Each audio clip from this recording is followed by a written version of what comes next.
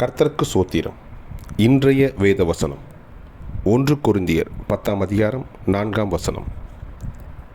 எல்லோரும் ஒரே ஞானபானத்தை குடித்தார்கள். ஆமென். எப்படியெனில் அவர்களோடு கூட சென்ற ஞான கன்மலையின் தண்ணீரை குடித்தார்கள். அந்த கன்மலை கிறிஸ்துவே. ஆமென். 1 கொரிந்தியர் 10ஆம் அதிகாரம் 4ஆம் வசனம். எல்லோரும் ஒரே ஞானபானத்தை குடித்தார்கள். எப்படியெனில் அவர்களோடே கூட சென்ற ஞான கன்மலையின் தண்ணீரை குடித்தார்கள். அந்த கன்மலை கிறிஸ்துவே. ஆமென்.